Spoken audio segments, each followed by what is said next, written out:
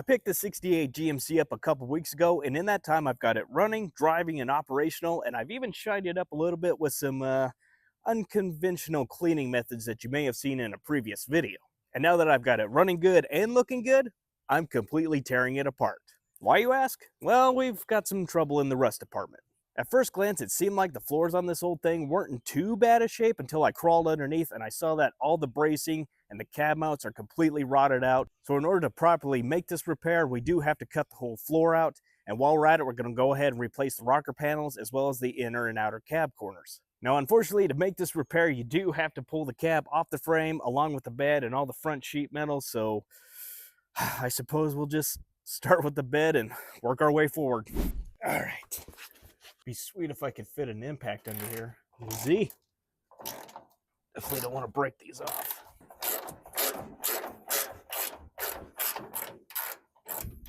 Whew.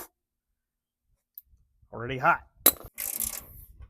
Ow! Cool. We're 5 minutes in and we got our first spun bolt of the day.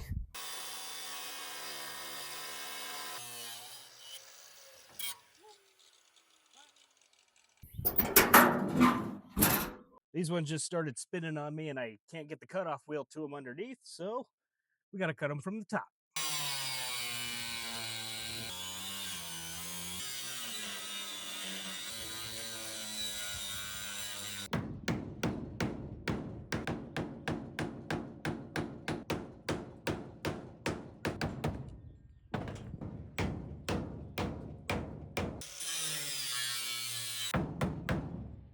Come on, baby, be good to me.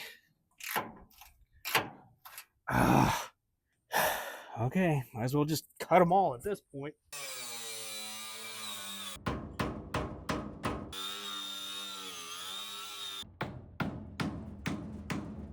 Well, that was fun, and I do say that with the utmost sarcasm, but hey, check this out. She's loose. So, gotta figure out a way to shimmy this thing off the frame. Now, luckily, it's not too heavy. It's more awkward than anything, but I think the best course of action is to scoot it back as much as I can, just kind of shimmy it over.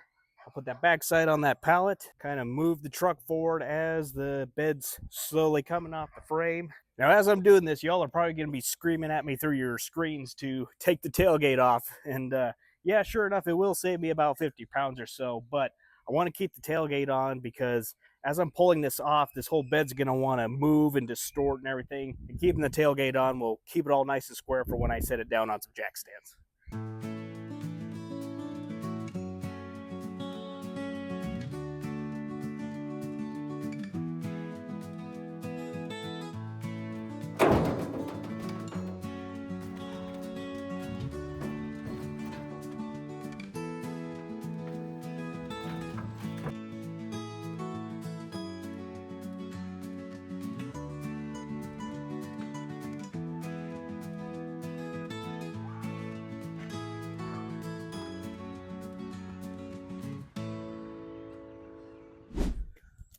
Oh, okay.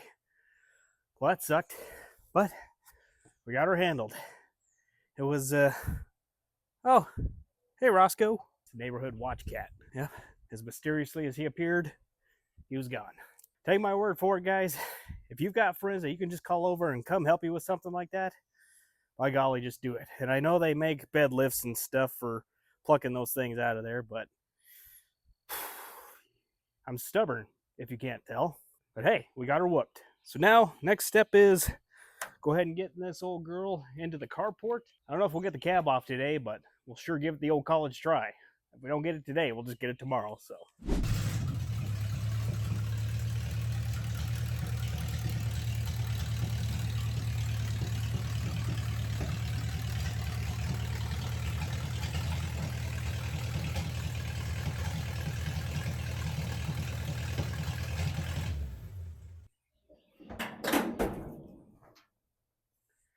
Well, we got her in the garage, so I think we're good to move on to the next phase, which will be pulling the front doghouse off. And this is something I kind of like to do because I feel like it's easier. Like, yeah, it's a big piece to pull off, but it's a little bit more efficient, if you ask me, especially when it comes to putting it back together, because all you need is like 7 or 8 bolts or however many it is, and then the whole thing just comes off, as opposed to pulling every single nut and bolt that holds this whole core support and everything together. So yeah, I'm gonna go ahead and drain the coolant, get this front bumper off, and we'll just keep after it.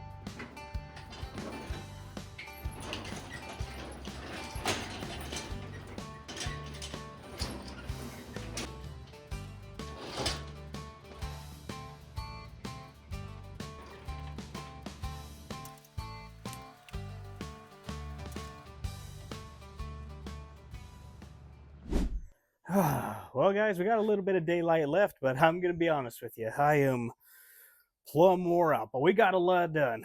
Got the bed off, got the front clip off, and these are all big ticket items that are going to propel us towards the next step, which is hopefully getting this cab off. And if we can get that done tomorrow, that's going to be pretty sweet. Right now, my back hurts, my hands hurt, my feet hurt, and I'm starving because I haven't eaten all day. So I'm going to clean up the garage, hit the reset button, get some sleep. See y'all in the morning.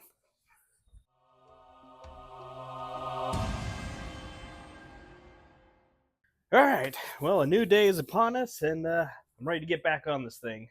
Like I said, got a couple things that need to disconnect off the cab before we can lift it up, including the steering shaft, a couple other little things on the firewall. But the first thing I want to tackle today is getting that seat and fuel tank out of the inside. All right, from what I can tell, this is not a stock C10 seat. This thing looks like it's out of maybe a Ford Ranger or Ford F-150 or something, but from what I can tell underneath, it's just sheet metal screwed into place. So let's see if we can just undo these and get this thing out of here. Yep, just some tack screws holding it in place. That's funny. There we go. Oh, hey, a screwdriver. Look at that. Score.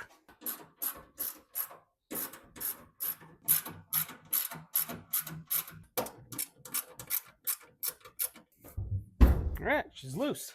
See if I can wiggle this thing out of here. Come on.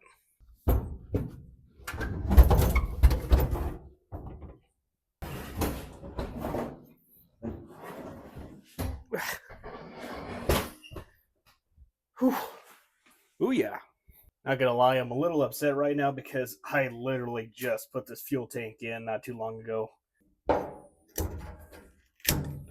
Spill gasoline all over the place. That's perfect for when you're getting ready to do some welding and throw sparks everywhere. Ah, son of a. See? Easy peasy.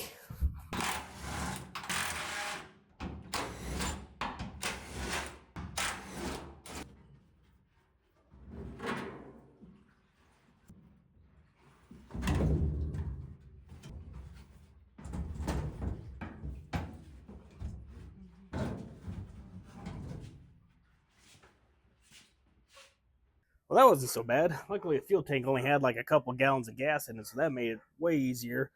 So the next thing we need to do is see what all we need to take off of the firewall and steering assembly here. So gotta undo this rag joint, the master cylinder, looks like a vacuum line, a couple other little things, but shouldn't take too long.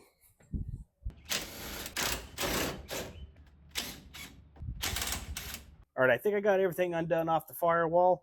Just gotta crawl underneath and undo those 4 cab mount bolts, which luckily last night I did spray them down with PB Blaster, so they've been soaking all night in that. So I'm hoping they just zip right off, and then yeah, we'll be ready to start lifting this thing off of here. And to do that, I've got a trick or an idea that I think is gonna work. I hope it works. I don't know if it's gonna work. It might work. It should work. I don't know. Only one way to find out.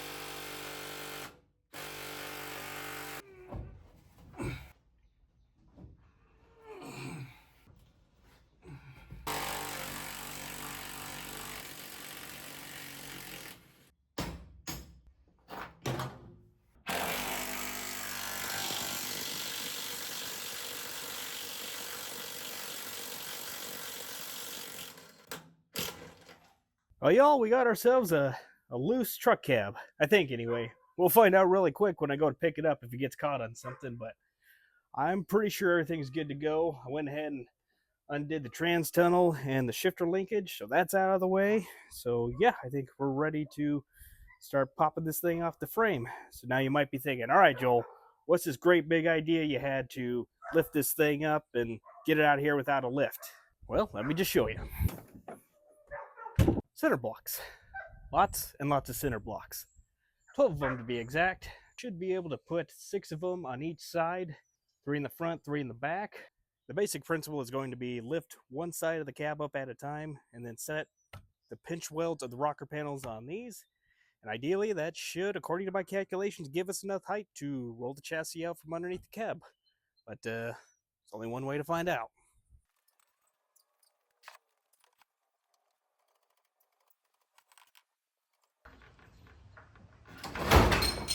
Whoops.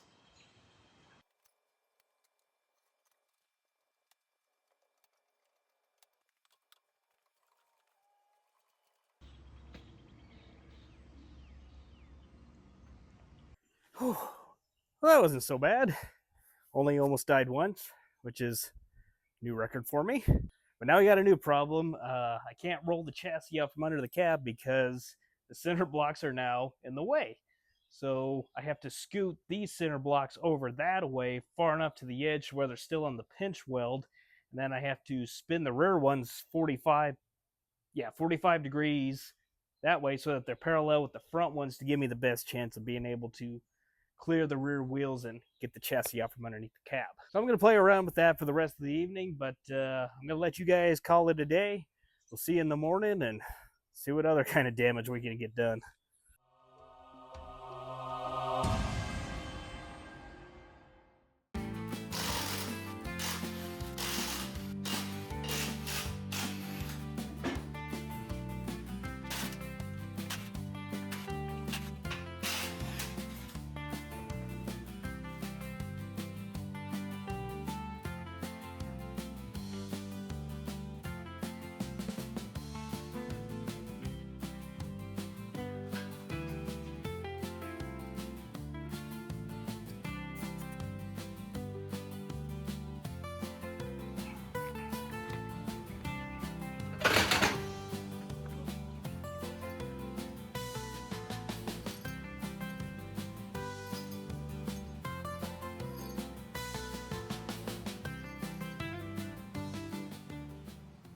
Well, y'all, we got ourselves a free floating truck cab here. Check it out. And it's a little wobbly, but it's really not too bad, to be honest.